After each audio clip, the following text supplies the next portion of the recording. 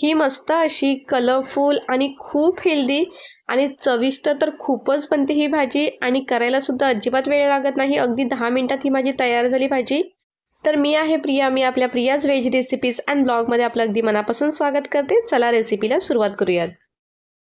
तर मी इथे एका कढाईमध्ये 3 मोठे चमच तेल गरम करायला ठेवलं होतं। त्याच्यामध्ये हाफ टीस्पून राई, हाफ टीस्पून जीरा आणि 10-12 कढीपत्त्याची पानं, अगदी चिमूटभर हिंग मी इथे घेतला आहे। आता त्याच्यामध्ये मी इथे मीडियम साईजचा लांब कापून घेतला आहे कांदा, तो याच्यामध्ये चांगला फ्राय करून घेऊया। कांदा जो आहे तुम्ही तुमच्या आवडीनुसार कट करायचा आहे, तर इथे तुम्ही बारीक सुद्धा कट करून घेऊ शकता तुम्हाला जर का लांब आवडत नसेल तर। आता हे आपला हलकसं फ्राय झालं। आता याच्यामध्ये मी आलं लसूण पेस्ट घातली आहे आणि ती फ्रेश फोडून घेतली।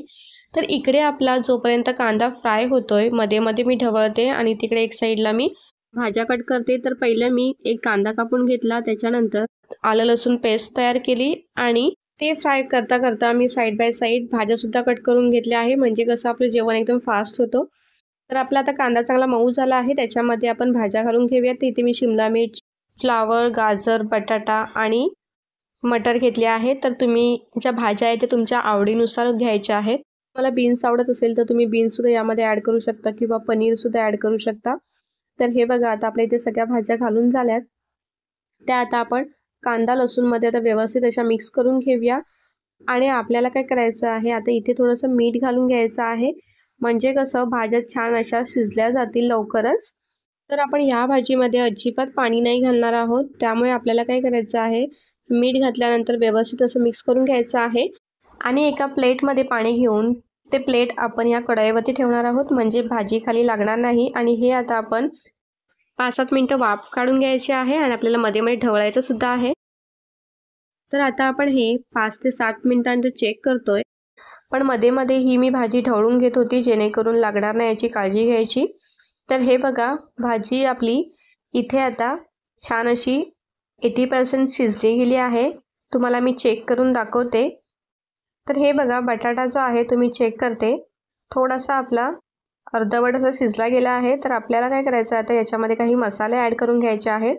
तर इथे मी 1 चमच लाल तिखट, अर्धा चमच धना पावडर, अर्धा चमच गरम मसाला, पाव टीस्पून हळद घेतली आहे मी इथे आणि पाव टीस्पून इथे मी आमचूर पावडर घेतली आहे, त्याने खूप छान भाजीला चव येते। तर इथे आमचूर पावडरच्या ऐवजी तुम्ही चाट मसाला सुद्धा घेऊ शकता। तर आपले आता मसाले घालून झाले, ते खाली लागायला नको म्हणून त्याच्यानंतर आपल्याला लगेचच टोमॅटो इथे घालायचा आहे। तर इथे मी मीडियम साईजचा 1 टोमॅटो बारीक कट करून घेतला आहे। तो घातला की टोमॅटोला कसं थोडंफार पाणी सुटतं, त्याच्यामुळे आपल्याला या स्टेजला घालायचं आहे ते मसाला घातल्यानंतर लगेचच। आता हे आपल्याला व्यवस्थित असं मिक्स करायचं आहे आणि आपण पाणी अजिबात घालायचं नाही आहे या भाजीमध्ये। आपल्याला अशीच भाजी आता शिजवून घ्यायची आहे आणि इथे आपण आता झाकणसुद्धा ठेवणार नाही आहोत, आपल्याला अशीच भाजी शिजवून घ्यायची आहे, नाहीतर मग झाकण ठेवल्यानंतर कदाचित पाणीसुद्धा सुटू शकतो भाजीला। त्यामुळे आपल्याला इथे झाकण न ठेवता असं मध्ये मध्ये ते आपल्याला हलवत राहायचं आहे।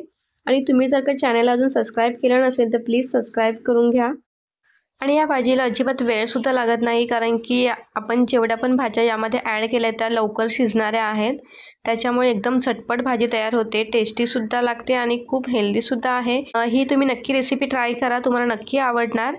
तर हे बघा इथे मी आता तुम्हाला बटाटा चेक करून दाखवते। आपली भाजी आता जी आहे ती ही बघा ऑलमोस्ट शिजली आहे। बटाटा इझिली आपला तुटला जातोय, हे बघा। तर आता आपल्याला काय करायचं, याच्यामध्ये थोडीशी कोथिंबीर आता घालून घ्यायची आहे आणि तुम्ही यामध्ये कसुरी मेथी टाकली तरीसुद्धा खूप मस्त अशी भाजीला भन्नाट चव येते। तर हे बघा इथे आपली आता कोथिंबीर घालून झाली आहे। आता आपण 1 मिनिटभरसाठी ढवळून घेऊया, म्हणजे जो कोथिंबीरीचा स्वाद आहे तो सुद्धा छान असा भाजीमध्ये उतरेल। तर हे बघा आपली भाजी मस्त अशी रेडी झाली आहे आणि आपण आता सर्व करायला घेऊयात।